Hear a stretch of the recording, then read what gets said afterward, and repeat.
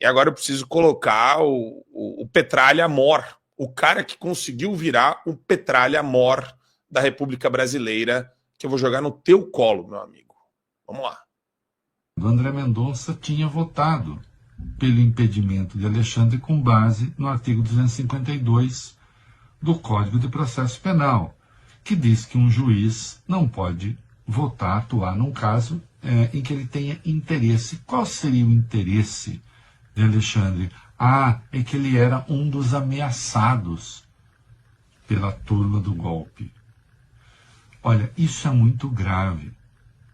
Eu insisto nisso. No dia em que bastar ameaçar um juiz para ele ter que deixar um caso, nós estaremos entregues às máfias. Os grandes juristas de inspiração italiana no Brasil serão Al Capone e Don Corleone. Quem é Al Capone e Don Corleone no Supremo Tribunal Federal, Holiday? Me ajuda aí com esse mapa mental, porque o Reinaldo ele tá se superando, bicho. Cara, é uma cara de pau assim tremendo. Primeiro que ele deturpa completamente o voto do André Mendonça, né? Não é porque o Alexandre de Moraes foi ameaçado que ele não deve julgar, não é basta ameaçar um juiz e ele não deve julgar aquela pessoa, não é disso que se trata. É que o próprio Alexandre de Moraes se coloca como uma vítima o tempo inteiro, ao longo de todo o processo. E a forma como ele dirige o processo também invalida ele como um juiz. Veja, um dos princípios básicos do juiz de garantia, que inclusive gerou várias críticas lá atrás, era o seguinte: um mesmo juiz não pode conduzir uma investigação e depois lá na frente julgar esta mesma investigação, porque na prática ele estará julgando o seu próprio trabalho. No caso de Alexandre de Moraes, é infinitamente pior. Porque é o seguinte, ele diz, essas pessoas queriam me atacar, então eu vou mandar investigá-las. Aí ele conduz todo o processo de investigação, todos os depoimentos, inclusive no caso do Mauro Cid, até na delação que não era o que acontecia de praxe, ele foi lá e conduziu pessoalmente o depoimento dele, e depois ameaçou ele presencialmente ali, quer dizer, na videoconferência, dizendo que o pai poderia ser processado, que a filha poderia ser presa. E como se não bastasse tudo isso, agora ele analisa a recepção da denúncia.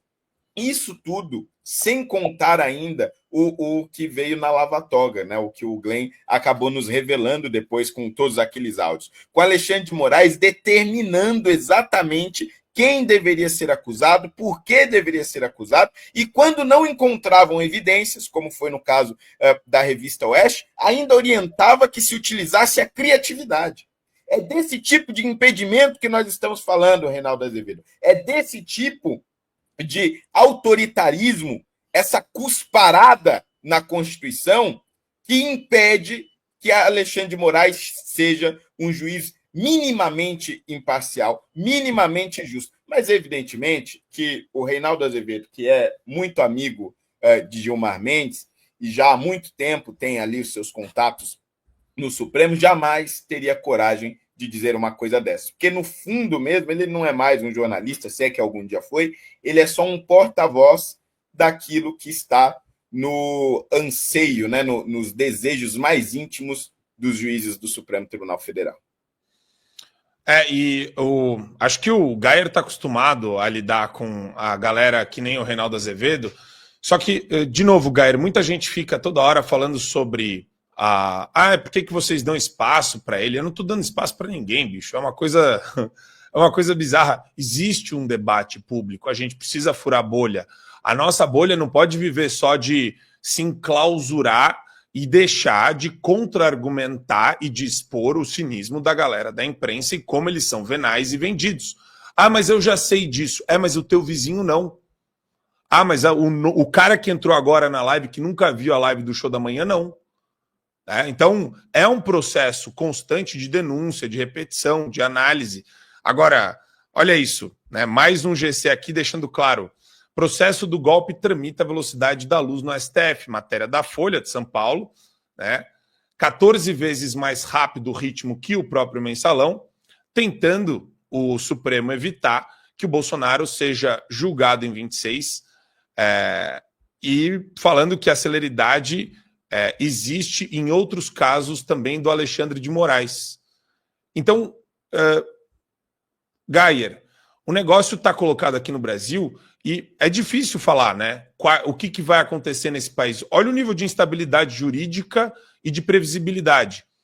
Se a lei Magnitsky, que nem ela veio para Cristina Kirchner, vamos colocar na pauta essa questão da Kirchner, a gente tem aqui, não? Não tem, eu não coloquei o link. Mas a Cristina Kirchner e um secretário dela, da época do governo, receberam a porrada do Departamento de Estado americano de cancelamento de visto, certo? Não é a lei Magnitsky, mas é a questão do visto. Se isso acontecer no Brasil, Geyer, ninguém sabe dizer o que o Supremo vai fazer. A gente pode fazer uma análise não tão preditiva, mas pela forma como a carroça anda, o Supremo está sempre duplicando e trucando em cima de tudo que tem acontecido, Geyer.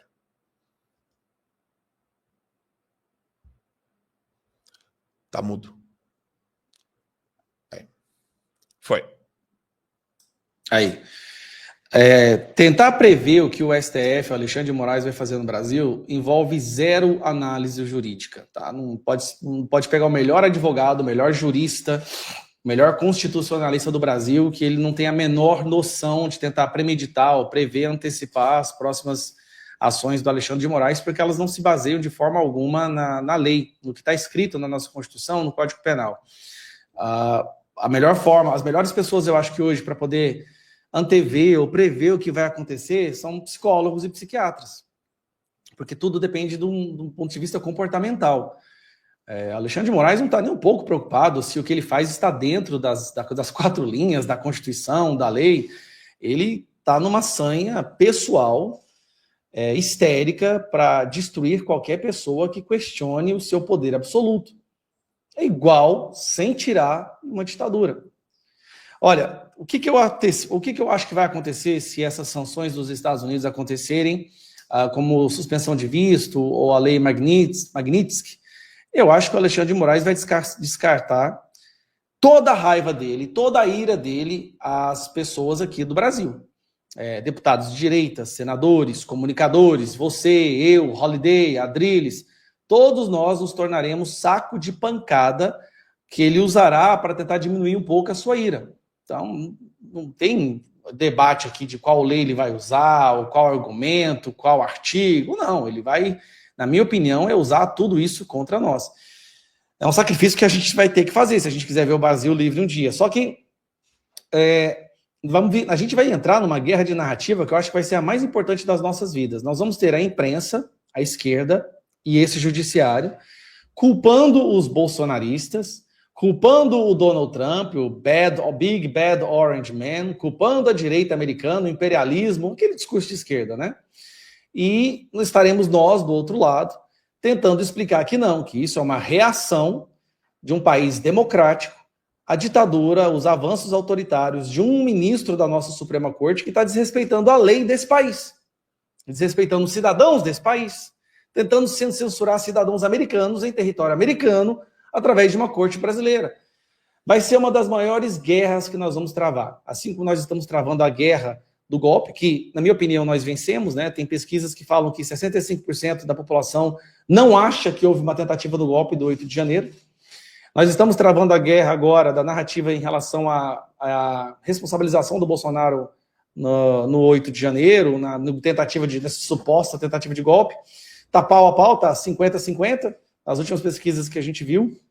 Mas lembrando, a gente sempre avança um pouco mais lento, né? A imprensa, a esquerda, eles têm um avanço imediato, porque sai na manchete em todos os jornais, e aí vem o outro lado explicando que não é assim, é uma perseguição e tal e tal.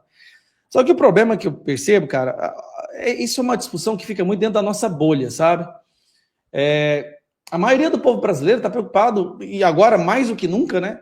Com o que vai comer, se vai conseguir juntar dinheiro para pagar o aluguel do mês que vem, como é que vai para o trabalho com a gasolina no preço que está, como que vai pagar a mensalidade da escola do filho, se vai ter que tirar o filho para colocar numa escola pública, como que vai conseguir vaga na escola pública se já está tudo lotado, vai ter que sair do plano de saúde que ele pagava com o maior sufoco, com o maior sacrifício, para colocar a família no SUS, então ele vai ter que escolher qual familiar ele vai deixar no plano, qual vai ter que ficar. Então, assim, a maioria do povo brasileiro está vivendo uma situação tão complicada que eles não estão acompanhando essa questão da denúncia, do julgamento da Carla Zambelli, do Felipe Martins, e eles vivem realmente nessa luta por sobrevivência. E o governo PT tornou essa luta ainda mais difícil, absorvendo ainda mais o foco e a concentração dessas pessoas.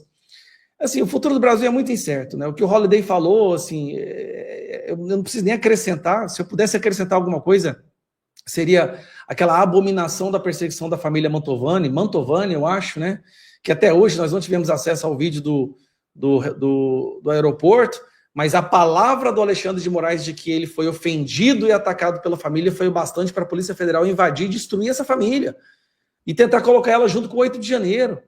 Uma família inteira, que depois os especialistas, né, a pessoa que analisou o vídeo disse que, na verdade, foi o filho do Alexandre de Moraes que deu um tapa na cabeça daquele senhor.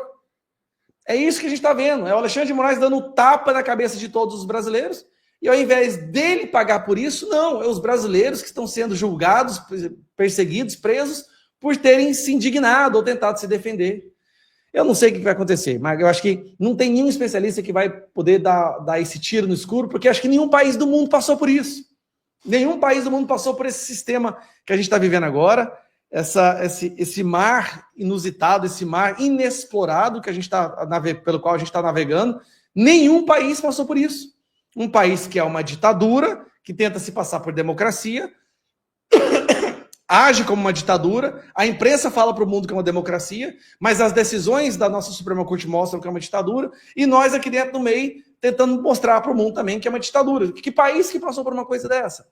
Normalmente, quando o país se torna uma ditadura, é uma full-blown, é totalmente, vira ditadura, prende jornalista e tal. Aqui não. Aqui nós temos um jornalismo que defende a ditadura. E aqueles que tentam mostrar para o mundo que não é, são perseguidos, passaporte apreendido, Polícia Federal fazendo busca e apreensão, censurado nas redes sociais. Então eu não sei demais o que vai acontecer, cara. Eu só rezo todo dia. Eu rezo, eu peço para que as pessoas que têm fé ainda orem pelo nosso país e que apoiem quem ainda se dispõe a lutar. Porque está ficando cada vez menor esse grupo, viu? Holliday, Marco. O grupo de pessoas no Brasil que se dispõe a falar, a lutar, está cada vez menor. Porque a perseguição está absurda, as sanções, o medo, a espiral do silêncio da qual a gente vive. Eu vejo muitas pessoas que há 3 anos atrás eram corajosas e falavam e bradavam. Hoje não falam mais nada.